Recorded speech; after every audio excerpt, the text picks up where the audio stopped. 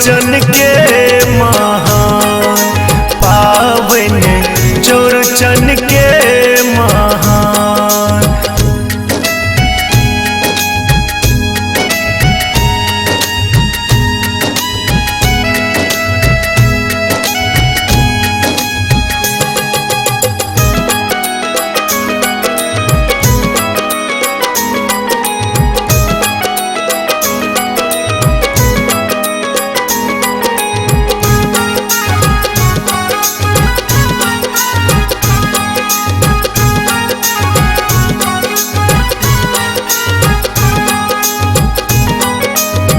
चम चम चम के गम गम गम के आई सभक घर आंगन छे।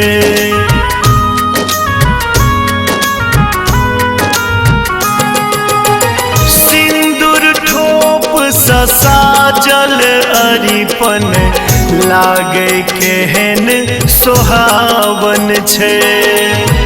कलश पर पल्लव संग कलश पर आमक पल्लव संग भेटक फूल अपन पावन चौरचन के महान पावन चौरचन के महान।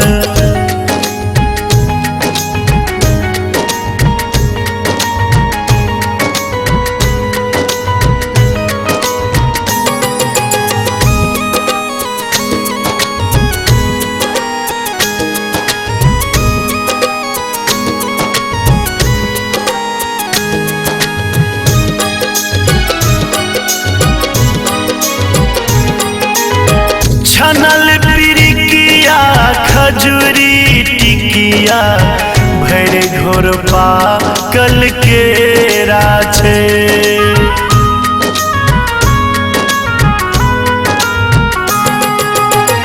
दही पौरल भर मटकूरी मधुर मिठाई पेड़ा छे। पबनै दिन सब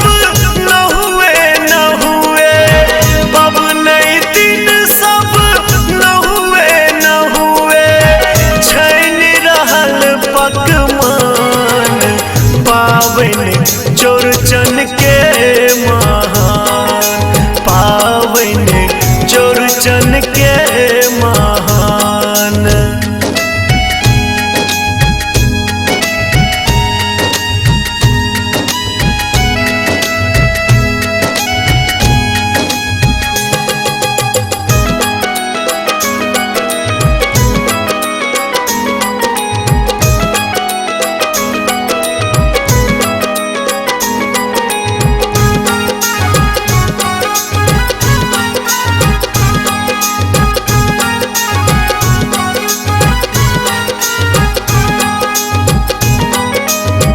जानैया सगरो जग महिमा चौठी चानक छन भारी।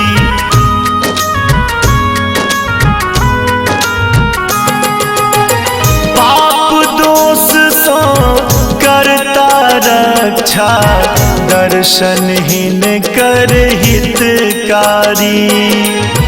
खुश रखथिन माधव उज्ज्वल के खुश रखथिन माधव उज्ज्वल के सब हुनक संग